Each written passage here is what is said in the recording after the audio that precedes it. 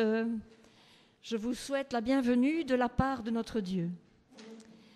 Et je prie que le Seigneur de la paix nous donne lui-même sa paix, alors que ce matin encore nous nous approchons de lui pour lui rendre un culte. Et maintenant, comme d'habitude, comme vous êtes bien assis, je suppose que vous savez ce que je vais vous demander. On va se lever pour chanter « Dieu de toute grâce, trésor de bonté, refuge de paix ».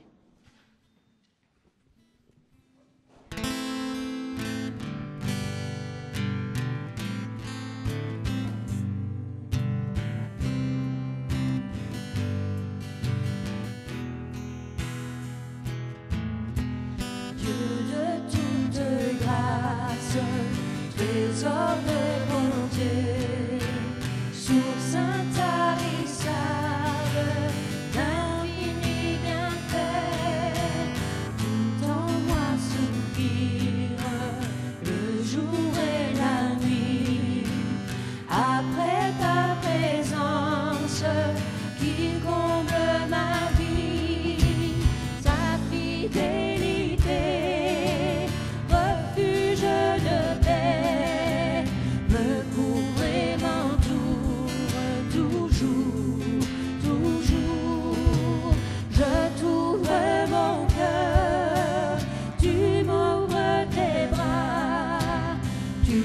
Soin de moi, toujours, toujours, toujours, toujours,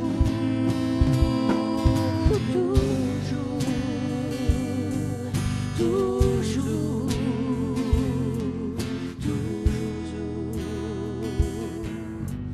Dieu qui m'a fait grâce, qui m'a tout donné, je cherche ta face et ta volonté. Ce que je désire, c'est d'aimer plus fort, vivre ton alliance, te servir encore, ta fidélité, refuge de paix, me couvre et m'entoure toujours, toujours. Je m'offre mon cœur, tu m'offres ta joie, tu conduis mes pas, toujours, toujours, toujours,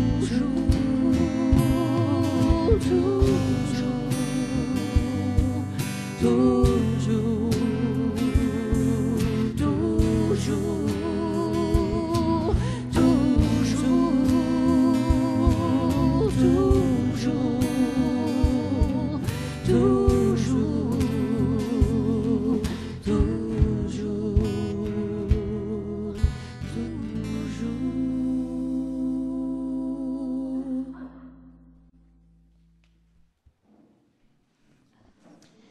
Alors si j'ai choisi ce chant qui nous présente Dieu comme un trésor de bonté, un refuge de paix, c'est parce que quand j'écoute les nouvelles, je suis parfois submergée par l'ampleur de la crise que le monde est en train de subir.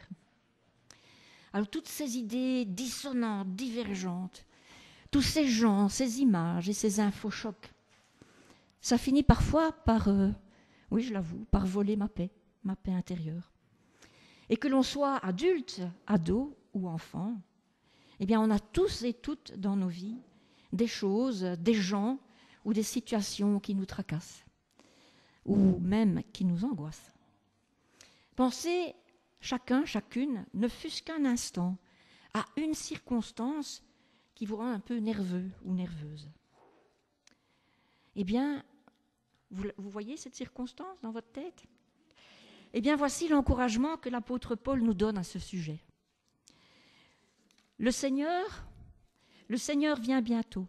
Ne vous inquiétez de rien. Mais en toutes circonstances, demandez à Dieu dans la prière ce dont vous avez besoin. Et faites-le avec un cœur reconnaissant. Et la paix de Dieu, qui surpasse toute intelligence, gardera vos cœurs et vos pensées unis avec Jésus-Christ. Alors dans ces quelques versets, l'apôtre Paul nous indique qu'il y a un lien fort entre la prière constante et la paix que Dieu met dans nos cœurs. Alors je vous propose de mettre immédiatement en pratique ce que Paul nous conseille et de nous approcher de Dieu dans la prière. Prions ensemble. Seigneur, nous venons à toi ce matin pour t'adorer, te rendre un culte ensemble. Nous venons à toi tels que nous sommes. Parce que toi, tu sais, tu connais nos cœurs. Tu sais qu'il y a beaucoup de choses dedans. De bonnes choses et puis de moins bonnes aussi. De la joie et aussi des soucis, de l'anxiété. Alors ce matin, Seigneur, nous te confions toutes ces choses. Et nous te demandons de nous aider à recentrer nos pensées et nos vies sur toi. Accorde-nous ta paix, Seigneur, par ton esprit, afin que nous puissions t'offrir toutes nos louanges d'un cœur entier et sincère encore ce matin. Et c'est au nom de Jésus que nous te prions. Amen. Alors nous allons chanter un autre chant, et pendant ce chant, les enfants pourront quitter la salle après le premier refrain. Et comme nous l'avons prié, c'est tel que nous sommes que nous venons à Dieu.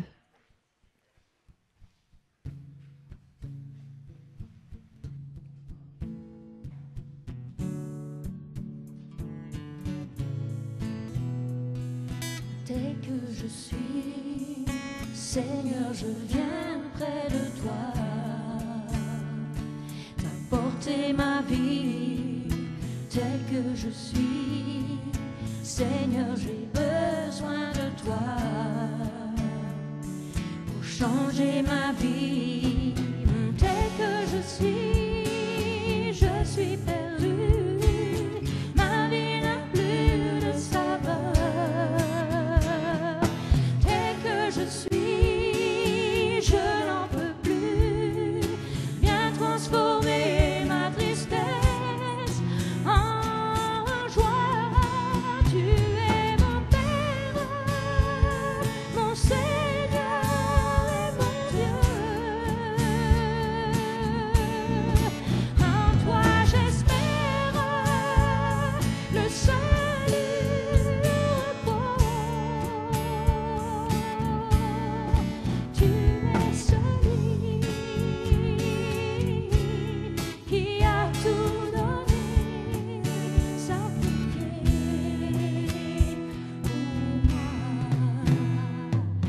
Tel que je suis, Seigneur, je viens près de toi.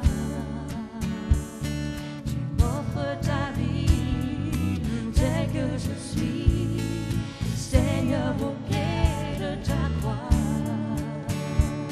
Je reçois ta vie, tel que je suis. Tu m'as aimé en acceptant la douleur. Tel que je suis, tu m'as sauvé. Je viens t'offrir le chant de mon cœur. Tu es mon Père, mon Seigneur et mon Dieu. En toi j'espère le salut, le repos. Tu es celui qui a tout donné, sacrifié pour moi. Tel que tu es, Seigneur, je voudrais te voir.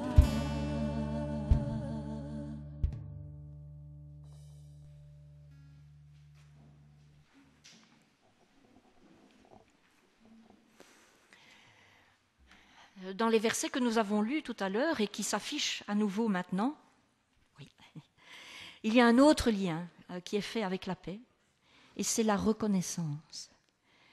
Demandez à Dieu dans la prière ce dont vous avez besoin et faites-le avec un cœur reconnaissant. Un cœur reconnaissant pour tout ce que Dieu fait et pour qui il est.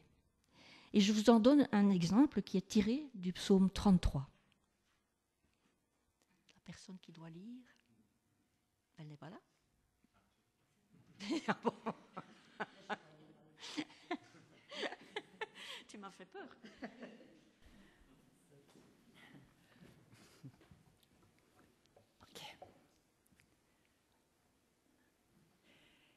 Criez votre joie pour le Seigneur, vous qui êtes justes.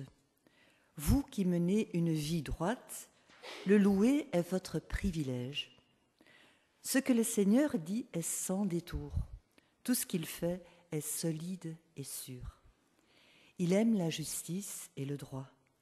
La terre est pleine de sa bonté. Notre secours et notre bouclier, c'est lui. À cause de lui, notre cœur est en joie. Nous nous confions au Dieu qui est saint. Que le Seigneur réponde à notre attente et nous accorde sa bonté, sa recette en hébreu. Le louer, c'est notre privilège. Alors, je propose de faire cela suite à cette lecture. On va chanter 2 chants dans un esprit de reconnaissance pour qui est Dieu et pour ce qu'il fait. Pensez comme tout à l'heure à une chose pour laquelle vous pouvez remercier Dieu. Et quand nous recentrons sur lui, en l'adorant, nous puissions remettre toutes les autres pensées, toutes les autres circonstances à leur juste place. On va chanter un premier chant. Il m'aime, il m'a tant donné. Il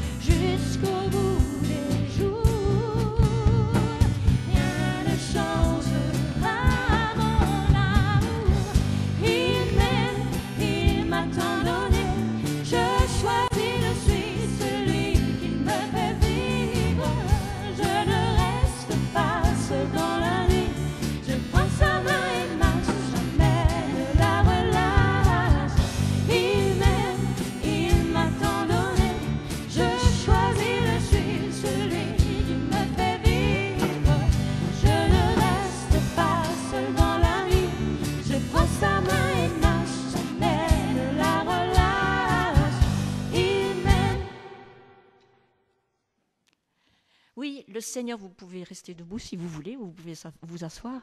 On va chanter un autre chant. Oui, le Seigneur est digne de notre louange et de notre reconnaissance. Il est le roi des rois, le Seigneur des seigneurs. C'est à lui qu'appartiennent le règne, la puissance et la gloire à toujours. Il ne change pas. Il est, il était et il vient. Il reste celui qui est lent à la colère, qui pardonne et qui est riche en bonté, en chesed, comme on le dit en hébreu. Dieu de gloire, je t'adore. Ton nom s'élève en majesté. Chantons-le.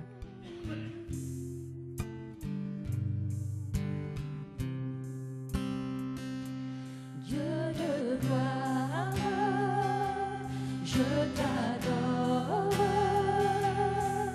Ton nom s'élève en majesté de mes lèvres. Je célèbre ta victoire, ton règne, ton autorité. Digne es-tu, agneau de Dieu. Digne es-tu, agneau de Dieu. Tous les anges ensemble acclament la puissance de ton nom. Digne es-tu, agneau de Dieu. Digne es-tu, agneau de Dieu. L'univers entier proclame la beauté de ton saint nom.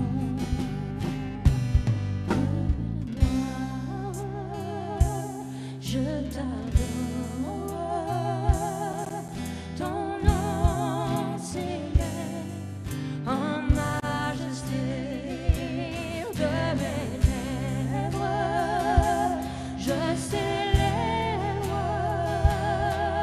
ta victoire, ton règne, ton autorité.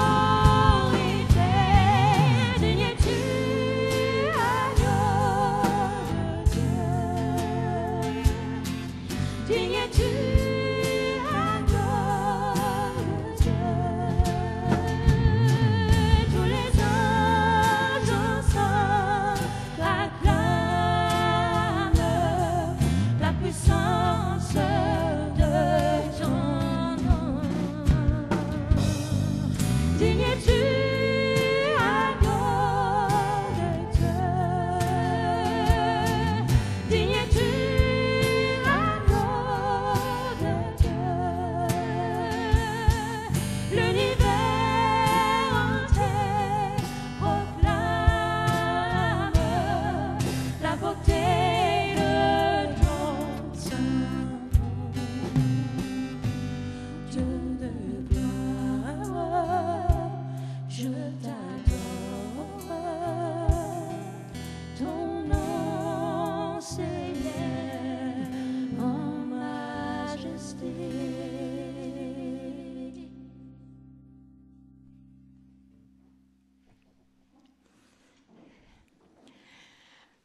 Dans le passage qui va se réafficher encore une fois maintenant, nous avons lu que la paix que Dieu donne est en lien étroit avec la prière constante et avec un esprit de reconnaissance.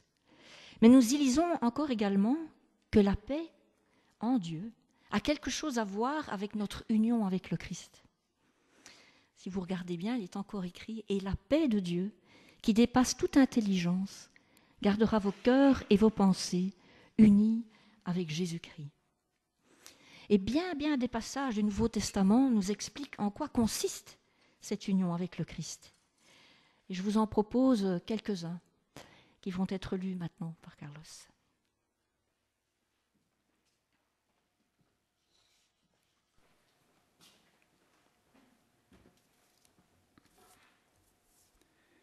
Autrefois, vous étiez comme morts à cause de vos fautes, à cause de vos péchés. Vous vous conformiez alors à la manière de vivre de ce monde. Ainsi, à cause de notre faiblesse humaine, nous méritions la colère de Dieu. Mais, et ce mais fait toute la différence, mais Dieu nous aime d'un grand amour. C'est pourquoi, lorsque nous étions comme morts à cause de nos fautes, il nous a donné la vie avec le Christ. Le Christ était sans péché, mais Dieu l'a chargé de notre péché.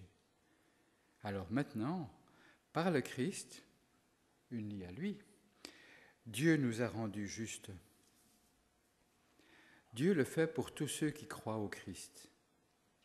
Dans sa bonté, Dieu les rend justes gratuitement par Jésus-Christ, qui les libère du péché. Le Christ est venu annoncer la bonne nouvelle de la paix. En effet, en passant par le Christ, nous pouvons nous approcher du Père. Merci. Selon ce passage, notre union avec le Christ dépend de son sacrifice sur la croix. Et le repas du Seigneur, c'est-à-dire le pain et le jus de raisin que nous allons prendre maintenant, rappelle ce sacrifice, le corps brisé de Jésus et son sang versé à la croix pour obtenir le pardon de nos fautes. Alors si par la foi, nous croyons cela, alors je vous invite à participer au repas du Seigneur qui va être présenté maintenant. Si 3 personnes peuvent le faire pour moi, ce serait merci beaucoup pour nous, pas seulement pour moi. Car si nous croyons cela, nous sommes réellement unis à Christ. Et c'est en lui que nous sommes en paix avec Dieu. Et oui, c'est vrai, la paix du Christ peut réellement habiter en nous. Alors pendant la distribution des éléments, je vous propose de chanter le chant suivant. Donc si 3 personnes peuvent distribuer, merci. Chantons ensemble, c'est dans le calme et la tranquillité que sera notre force.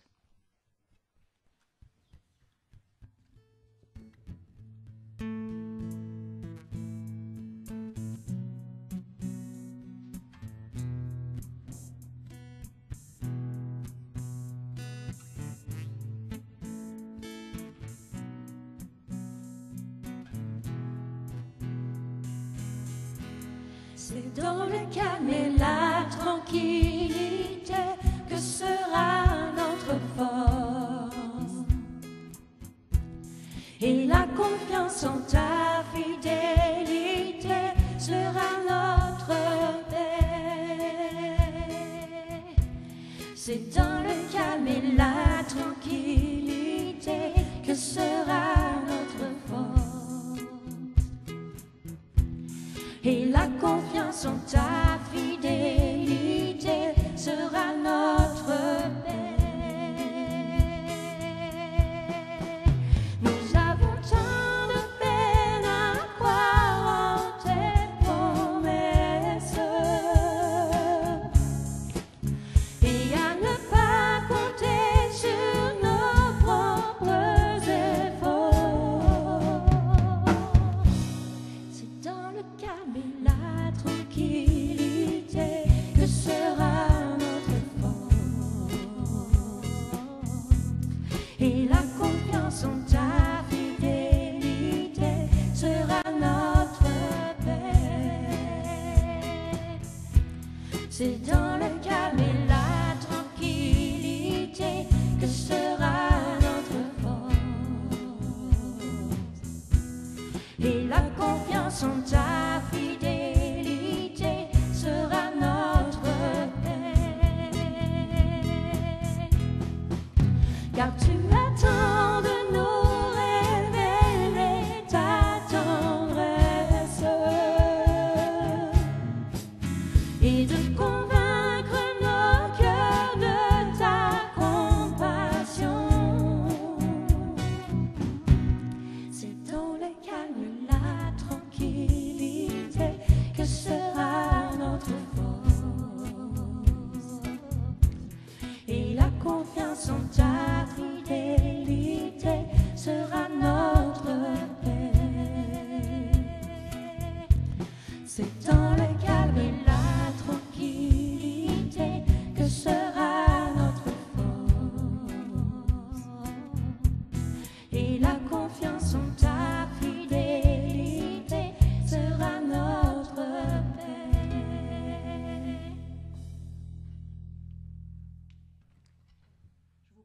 je vous propose de prier ensemble. Ah oui Seigneur, ce matin nous voilà. Nous avons chanté, nous avons prié, nous avons chanté d'un cœur reconnaissant pour qui tu es, pour ce que tu as fait aussi. Seigneur, nous voulons paraître devant toi, tels que nous sommes, comme je l'ai dit tout à l'heure, mais aussi te demander pardon si souvent nous manquons, nous ratons la cible, si souvent nous ne sommes pas à la hauteur de ce que tu nous demandes. Mais nous voulons te remercier parce que nous pouvons te faire confiance, que si nous te demandons pardon, tu nous fais grâce. Oui Seigneur, merci pour ta grâce qui surabonde tout le temps. Merci pour ta bonté Seigneur, ta recette. Merci pour ta compassion. Merci pour ton humilité, pour aller jusqu'au bout, te sacrifiant pour nous. Oui Seigneur, nous, comme l'apôtre Paul le dit, déjà on n'aurait pas donné sa vie pour quelqu'un de juste, mais toi tu as donné la tienne pour des gens qui ne sont pas justes. Et tu l'as fait par amour pour nous. Seigneur, sois béni, sois remercié, sois glorifié dans les siècles et pour les siècles et les siècles, Seigneur, jusque dans l'éternité. Seigneur, permets que nous puissions entrer dans le plan que tu as pour notre éternité, pour partager un jour, pour voir et partager ta gloire. Nous te remercions pour tous ces cadeaux, Seigneur, que tu nous donnes. Merci, merci, merci. Au nom de Jésus. Amen. Alors voilà, nous sommes arrivés au moment de la méditation. Et je cède la parole à Lydia, qui va nous apporter la méditation.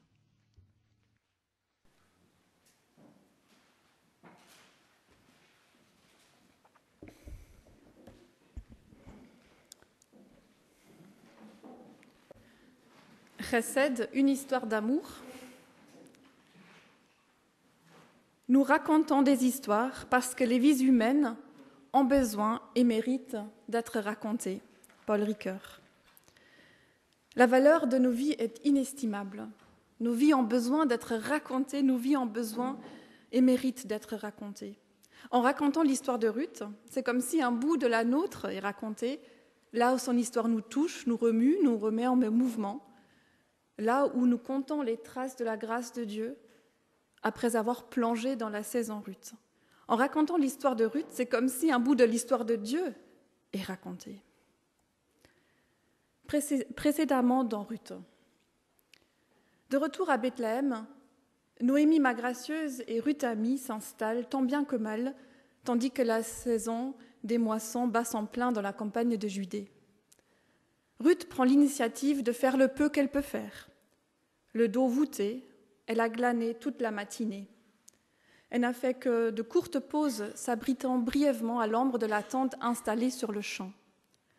Ruth est encore toute remuée par la conversation qu'elle a eue avec Boz en lui la force, venu s'assurer du bon déroulement de la moisson sur son champ, confié à un contremaître. Il semble l'avoir remarqué tout de suite, elle, jeune femme, qui ne connaissait pas. Elle a vu parler avec le contremaître avant qu'il ne se dirige tout droit vers l'endroit où il était en train de ramasser des épis, après le passage des moissonneurs. Le contremaître a dû lui faire part de sa demande audacieuse. Boz est-il venu lui interdire l'accès à son champ, jugeant sa demande exagérée ? Qu'elle aille glaner ailleurs. Ici, on respecte la loi, c'est tout. C'est vrai qu'elle a demandé plus que ce qui était prévu par la loi en faveur de ceux qui sont dans le besoin. Elle s'est laissée encore une fois emporter par son audace. Était-elle allée trop loin ?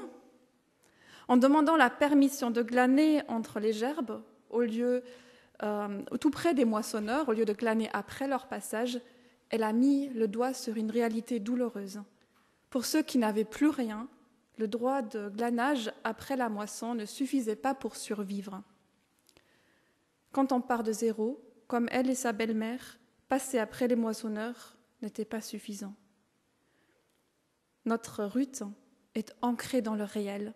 Elle a les 2 pieds sur terre. Elle n'est pas de celles qui se cachent. Elle a en elle au plus profond un ancrage, un point tranquille qui lui dit qu'elle a droit à l'existence, autant que ceux et celles qu'elle côtoie. Mais non, elle n'en croit pas ses oreilles. Son audace n'a pas été vaine, elle a croisé la bonté de Bose. Il a appelé, souvenez-vous de la semaine passée, ma fille, la traitant comme une personne à part entière, l'intégrant dans le tissu social. Il a été sensible à sa précarité, à celle de Noémie, l'invitant à glaner à côté de ses servantes, lui offrant protection et eau. Il a vu sa détermination, sa confiance en Dieu, faisant d'elle un Abraham au féminin. On se souvient que Noémie a été présentée comme un Job au féminin. Quelle générosité, quelle bonté dans cet homme. Le cœur plein de reconnaissance, touché au plus profond par ce qui vient de lui arriver, Ruth continue à glaner, épi par épi, les mains vigoureuses, s'abaisser, ramasser, se relever, s'abaisser, ramasser, se relever. Un geste que je connais surtout par le ramassage des jouets au quotidien. Plongeons dans la suite du récit biblique, lu pour nous par Claude.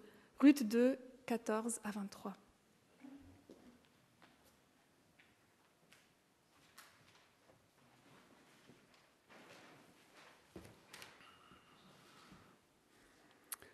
Bose lui dit au moment du repas, « Avance ici, mange de ce pain et trempe ton morceau dans la vinaigrette. » Elle s'assit à côté des moissonneurs et lui présenta du grain grillé.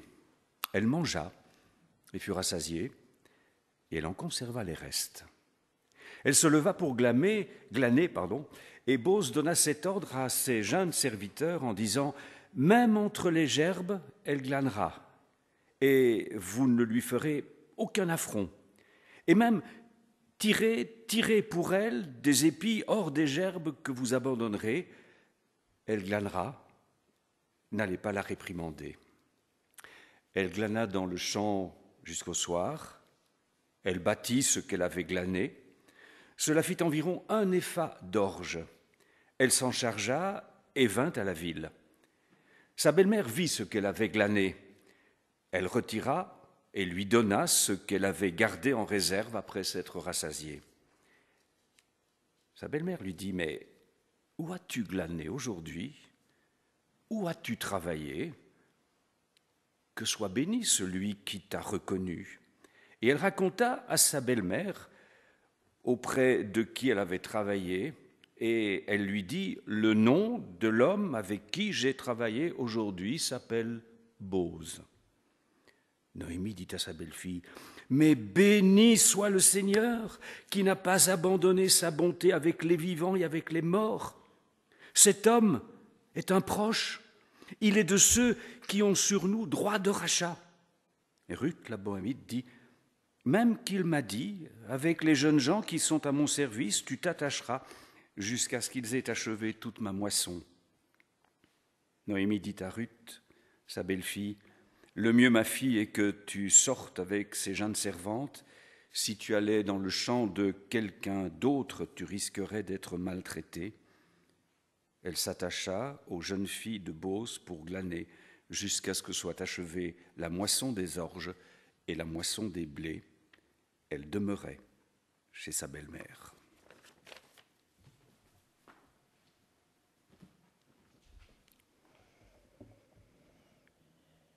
Ruth face à l'abondance. Le temps de midi arrive enfin. Ruth avait faim, très faim, alors que le narrateur a pris tout son temps pour nous rapporter en long et en large les paroles échangées entre Bose et le contremaître et Bose et Ruth. Le temps de narration est vraiment ralenti au début de ce chapitre 2. Ici, 3 verbes se succèdent rapidement. Elle s'assit, elle mangea, elle fut rassasiée. Plus de temps à perdre, son estomac gargouille. Le long chemin de retour de la campagne de Moab a grignoté ses dernières réserves. Il n'y avait pas encore de garde-manger pour elle et Noémie dans la maison du pain. Bose en lui, la force, est un homme généreux. Ruth peut manger à satiété et même, elle a même trop. Les restes de sa portion, elle va les emporter pour Mara l'affligée. Ce repas lui a donné de nouvelles forces. Ruth se lève et continue à glaner, glaner sans relâche, ramasser, mettre dans le tissu noué autour de ses hanches tout ce qu'elle a pris. Elle est travailleuse, déterminée. Elle veut tenir sa promesse et prendre soin de sa belle-mère, qui a le dos voûté elle aussi, mais pas à cause du glanage, mais de chagrin, à cause de son usure émotionnelle et les pertes qu'elle a subies. Quand Boz entre en scène au début du chapitre 2, le narrateur le décrit comme un homme de valeur. Il ne s'est pas trompé. Boz agit véritablement ainsi, n'accédant pas seulement à la demande audacieuse de Ruth, mais faisant plus encore pour elle. Voilà l'ordre qu'il donne à ses serviteurs. Et même tirez pour elle des épis hors des gerbes que vous abandonnerez. Une autre traduction parle des pleines poignées d'épis. Abondance, voilà le mot qui nous vient spontanément à l'esprit face à l'attitude de Boz. Il aurait eu assez de ressources pour offrir gratuitement du grain en suffisance aux 2 femmes dans le besoin. Mais il laisse Ruth faire sa part. Il laisse Ruth travailler de ses propres mains en rendant ses conditions moins pénibles, lui fournissant eau et nourriture et plus de facilité pour glaner. À la fin de la journée de travail, Ruth prend encore le temps de battre ce qu'elle a glané, c'est-à-dire de séparer les épis des tiges. Elle obtient environ une vingtaine de kilogrammes de grains. Maintenant, il faut encore qu'elle revienne en ville. Elle doit porter ce lourd sac comme une valise bien remplie. Elle a de la ressource, notre Ruth. Enfin, elle arrive chez elle, se reposer, les membres courbaturés, le cœur réchauffé par cette journée de travail fructueuse et la bonté qu'elle a rencontrée. Ruth, face à l'abondance, et Noémie est de retour.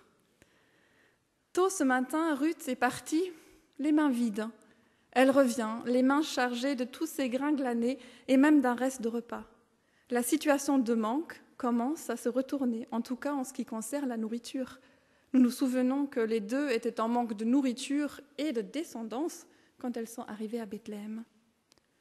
Mara l'affligée est bouleversée.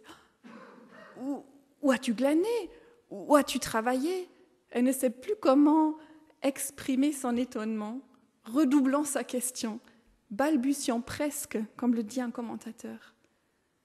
Alors qu'à la demande de Ruth, le matin même, sa demande de « permets-moi d'aller glaner », elle avait simplement répondu « Vas-y, ma fille, débrouille-toi, je n'ai ni conseil ni mise en garde pour toi. » A-t-elle pensé à Boz, à la possibilité que Ruth tombe sur son champ, où elle était en proie aux pensées défaitistes? Glaner ce qui reste après la moisson, de toute façon, ça ne sert à rien. À quoi bon? Une chose est sûre, quand Ruth revient les mains chargées, il y a la vie qui commence à pulser dans les veines de Noémie, ma gracieuse. C'est véritablement à ce moment que Noémie semble être de retour, vraiment de retour, avec toutes les parts qui composent son être. Physiquement, c'est vrai, elle est revenue à la fin du chapitre 1 de Ruth. Intérieurement, elle atterrit à la fin du chapitre 2. Et on verra la semaine prochaine qu'elle prend de la vitesse au chapitre 3. Noémie se réveille, une bénédiction sur les lèvres. Que soit béni celui qui t'a reconnu. Qui t'a reconnu. Noémie reprend ici, sans le savoir, le verbe utilisé par Ruth quand celle-ci s'émerveille de l'attention de Boz à son égard, disant « Pourquoi ai-je trouvé grâce à tes yeux pour que tu me reconnaisses, moi qui suis une étrangère ?» Texte dont Jean-Jacques nous a parlé la semaine passée. Glaner plus de 20 kg de grains en une journée n'était pas possible sans avoir rencontré la bonté, sans avoir rencontré quelqu'un qui la reconnaisse. Quelqu'un qui ne s'arrête pas aux préjugés, ce n'est qu'une étrangère, mais dans le regard va en profondeur. Ce savoir reconnu donne une force véritable pour vivre les hauts et les bas de la vie. Se savoir reconnu. Chaque jour, quand le soleil se lève, se savoir regarder, se savoir précéder, se savoir attendu. Ces vers de Gabriel Ringlet que j'ai lus récemment font écho à cette expérience bienfaisante de se savoir reconnu. Comment accueillons-nous l'autre ? Celui, celle qui est un peu en marge parfois, qui n'entre pas dans les cases de notre société ou de notre propre système de pensée. Quelle est la dernière fois quand nous avons eu cette expérience de se savoir reconnu profondément ? Quand Noémie Magracieuse apprend qu'elles ont affaire à Boz, davantage de bénédictions jaillissent de sa bouche. Béni soit-il par le Seigneur, qui n'a pas abandonné sa bonté, le mot chesed, avec les vivants, avec les morts. Face à l'abondance de la récolte de Ruth, face à la générosité de Boz, il y a quelque chose qui commence à bouger à l'intérieur de Noémie. Il y avait déjà un bout d'étincelle au chapitre 1 quand elle se met en route parce que Dieu a visité son peuple pour lui donner du pain. Mais maintenant, dans sa bouche, Dieu n'est plus uniquement celui qui afflige. Elle renoue un petit peu avec ce Dieu de bonté, avec la recette de Dieu. Oui, le livre de Ruth est vraiment une histoire de bonté, une histoire de recette, ce mot hébreu dont nous avons déjà plusieurs fois parlé dans cette saison Ruth. Dans le malheur, dans le relèvement, la bonté de Dieu est présente, aussi à travers la bonté des autres, rencontrée au quotidien dans les petits gestes, dans les grands gestes, à travers leur bienveillance agissante, leur fidélité constante, leur tendresse, leur attitude de grâce. D'un bout à l'autre, le livre de Ruth nous montre, selon un commentaire juif, que la chesed est contagieuse et transformatrice quand elle est cultivée. Il dit que ce n'est pas tant un cas de bonnes personnes faisant de bonnes actions, mais plutôt un exemple de comment des gens ordinaires, vous et moi, avec des motivations diverses, deviennent extraordinaires par la cultivation de chesed, de la bonté, celle qui prend son origine en Dieu. La bonté des uns entraîne, réveille celle des autres. Et ce commentaire poursuit en disant « La question centrale que l'on pourrait se poser est celle-ci. Que devons-nous faire, croire ou faire dans un monde où la présence de Dieu n'est pas évidente ?» Si nous examinons Ruth à la une de la situation historique des juges, la question du livre des juges, on a dit au début que ça se passe à l'époque des juges, la question devient encore plus pointue. Que devons-nous faire dans un monde où le chaos et la violence sont répandus ? En réponse à ces questions, Ruth esquisse une théologie de la générosité chesed qui dépasse le devoir. La chesed humaine, quand elle est cultivée correctement, dans l'intérêt du ciel, pour reprendre une formulation rabbinique ultérieure, un réel pouvoir pour le bien, même quand, et peut-être même justement quand, la présence de Dieu n'est pas autrement perceptible. Quel pouvoir incroyable de cette bonté agissante, de cette générosité aimante, quand elle est cultivée, nos yeux à la fois fixés sur Dieu, dans l'intérêt du ciel, comme exprime ce commentaire, et en même temps pleinement ouverts sur les besoins de ce monde. Ces derniers temps, à quel endroit de ma vie ai-je rencontré cette bonté agissante ? Celle de Dieu, celle de mes proches, des hommes et des femmes, des enfants qui m'entourent. Quel endroit de mon cœur a été rejoint, a été touché, peut-être guéri par cette bonté rencontrée dans le quotidien ? Et comment cela m'a aidé à me mettre en route moi-même sur ce chemin de la fidélité, de la bonté, cette bonté qui est contagieuse.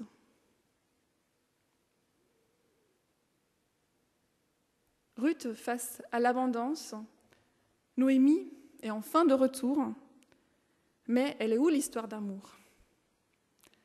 On a besoin de s'occuper un peu de Boz, vous ne trouvez pas ? Il est au centre de ce que les uns ignorent, de ce que les autres découvrent. Noémie connaît l'existence de Bose, c'est d'un de ses proches parents, mais c'est seulement à la fin de la journée qu'elle apprend que c'est sur son champ que Ruth a glané.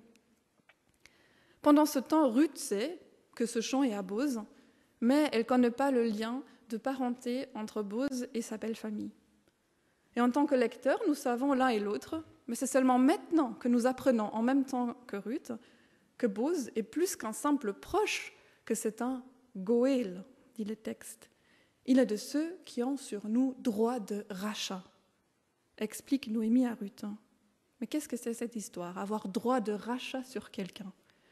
Goël, qu'on peut traduire aussi par rédempteur, est un terme juridique dans la société de l'époque qui désigne le parent proche d'une personne en difficulté, tenu d'assumer certains devoirs à son égard.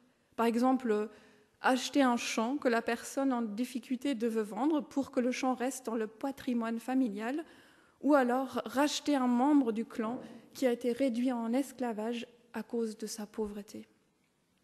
Mais qu'est-ce que ça a à voir avec Noémie et Ruth et leur survie? À ce stade, nous l'ignorons. Le narrateur veut encore garder un peu le suspense. Pour l'instant, nous avons une autre tension à résoudre perceptible dans le dialogue entre Ruth et Noémie, et perceptible aussi dans ce tableau.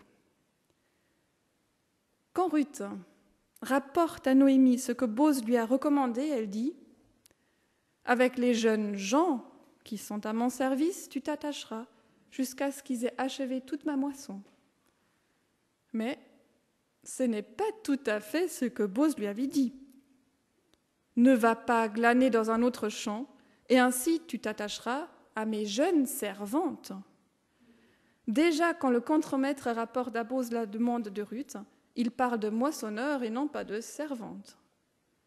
Quand Noémie entend parler de jeunes gens, ça ne lui plaît pas trop. Il y a comme une alarme qui s'allume dans sa tête.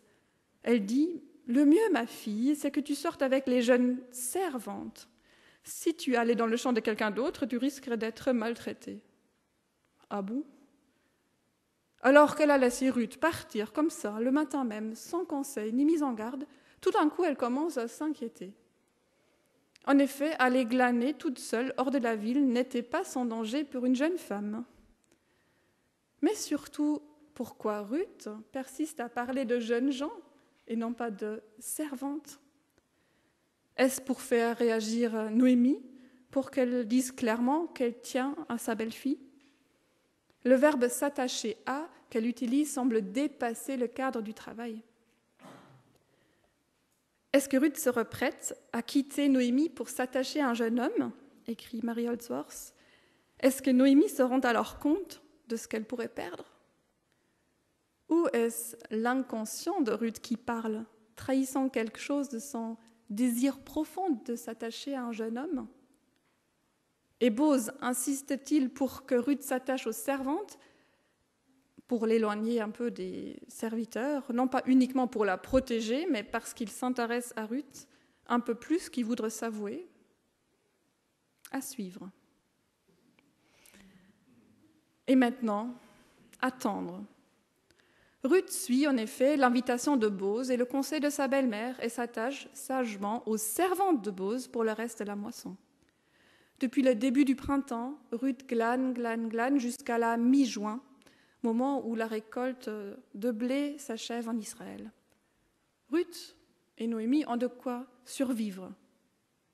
Mais qu'en est-il de la descendance? Une pause, un blanc. Le premier tableau de notre récit, le chapitre 1 du livre de Ruth, s'est terminé sur un verbe vraiment dynamique. Noémie revient de la campagne de Moab. Mais le deuxième tableau, où nous avons quand même pu observer pas mal d'initiatives, de péripéties, s'achève sur un verbe statique. Elle demeurait avec ça chez sa belle-mère, ou même elle resta assise avec sa belle-mère. Pourquoi les choses ne bougent-elles pas, alors que le chemin semble tout tracé? La chesed, la bonté de Dieu, son amour fidèle sont présents, la bienveillance active les uns envers les autres aussi, mais ce n'est pas encore une histoire d'amour.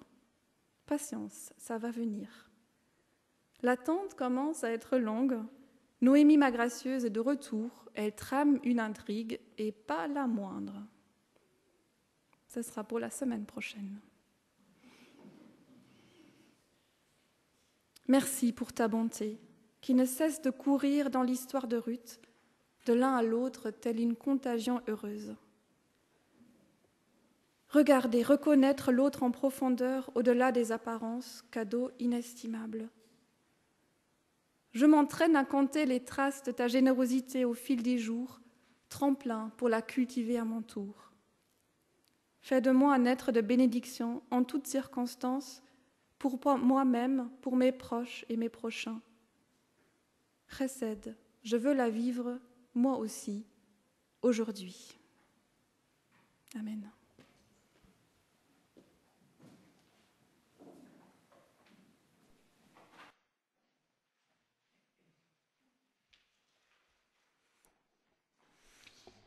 Oui Seigneur, nous voulons vivre ta recette, nous voulons vivre de ta bonté. Et nous voulons aussi être bonté pour les autres. Oui Seigneur, que ta grâce nous comble à ce point que nous en débordions aussi pour les autres. Je vais demander à Audrey de venir maintenant pour les annonces.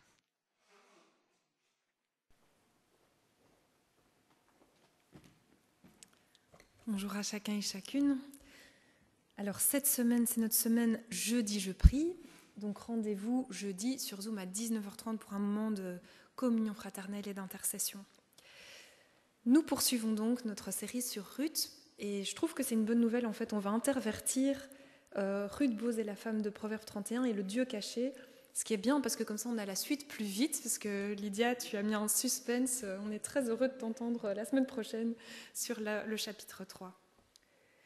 Alors, à l'agenda, ce vendredi soir, Lydia, la soirée sur le féminisme, le thème du féminisme qui avait été annoncé précédemment, a été reporté à vendredi prochain. Donc c'est l'occasion d'entendre Lydia sur un sujet qu'elle a travaillé depuis plusieurs années. Ça a lieu à l'église de Bierge et à partir de 19h avec un repas pizza. Donc rendez-vous ça ce vendredi à l'église de Bierge. Ce week-end qui vient, c'est également le camp cadet, donc n'oubliez pas d'inscrire vos enfants entre 8 et 12 ans. Le vendredi 21, premier Café Théo 2025 chez moi pour les 20 à 30 ans. S'il y a des nouvelles personnes qui veulent se joindre, n'hésitez pas, venez me voir après le culte. Alors, 2 dates encore importantes. Nous aurons notre assemblée générale des membres après le culte, le dimanche 9 mars. Je voudrais encore insister pour les membres, soyez présents. C'est vraiment un moment important dans la vie de notre communauté. Lydia et moi, nous faisons à ce moment-là vraiment un rapport de l'année qui a précédé. Nous présentons le budget de l'Église. C'est vraiment un cœur pour la vie de la communauté. Si vous n'êtes pas membre, vous êtes vraiment les bienvenus. Venez voir ce qu'on fait un peu en coulisses. C'est vraiment un moment important. Soyez présents. Si c'est vraiment impossible pour vous d'être présents, n'oubliez pas de remettre une procuration éventuelle. Mais je ne suis pas sûre qu'on aura un vote cette fois-ci. On vous tient au courant. En tout cas, les invitations vous parviendront cette semaine. Le dimanche 16 mars, nous aurons notre journée de l'association Baptiste à Limal. Il n'y aura pas culte ici, donc notez-le bien dans vos agendas en rouge. Nous nous retrouverons, comme d'habitude, à la salle communale. Vous aurez l'adresse par mail. Et pendant que nous nous retrouverons à Limal avec les adultes, il y aura un super programme pour les enfants, bébés, enfants et ados. C'est la nouveauté cette année. C'est JV qui fera un club spécial pour les ados de 12 à 18 ans. Donc c'est aussi l'occasion d'inviter des copains de nos jeunes. Donc faites la publicité. Le programme sera affiché dès la semaine prochaine, mais je peux déjà vous dire que ça va être très très chouette. On aura un culte ensemble et puis un repas. Il n'y aura plus d'intervention l'après-midi. On prolongera un peu le temps de communion fraternelle. Ce sera très très chouette. Les sorties Stockelfun d'ici le mois de juin sont déjà annoncées. Donc vous avez les dates, vous pouvez les noter à l'agenda. Et la prochaine, c'est le 9 mars, sortie à la patinoire, après donc l'assemblée des membres. Un petit rappel pour la convention familiale de Vichy, un très très chouette moment à vivre en famille. C'est toute l'association baptiste qui se retrouve à Nandax cette année du 24 au 27 juillet. Si vous n'êtes jamais allé, ça vaut vraiment la peine. Si vous y êtes déjà allé, n'hésitez pas à retourner. C'est vraiment un très très chouette moment à vivre ensemble. Voilà, on peut passer ce slide. Et donc n'oubliez pas de consulter régulièrement la table qui est au fond avec les annonces supplémentaires concernant les œuvres que nous soutenons. Merci Audrey. Pardon, Alors, excuse-moi, il y a une petite carte à signer pour Nelly, donc elle sera mise sans doute derrière, Sophie, pour que vous puissiez la signer. C'est un petit geste pour Nelly qui ne peut plus se rendre au culte. Donc n'hésitez pas à signer la carte à la fin du culte. Merci Sophie. Alors je vous lis, comme c'est presque une tradition, hein, je vous lis un dernier verset, 2 derniers versets. Oui, je continue. Oui. Dieu vous a choisi, vous lui appartenez, il vous aime. Et c'est parce que nous sommes bénéficiaires de sa chesed que c'est pourquoi revêtez-vous d'affectueuse bonté. Donc, la suite de la chesed de Dieu pour nous. C'est pourquoi revêtez-vous d'affectueuse bonté, de bienveillance, d'humilité, de douceur et de patience. Que la paix du Christ règne dans vos cœurs. Et donc, je trouve que le chant suivant va très bien avec ce qu'on vient de dire. Je passerai ma vie à dire à tous mes frères que Dieu est bon. Ça, c'est un chant spécial pour Jean-Jacques. Hein? Je passerai ma vie à dire. On va se lever pour le chanter.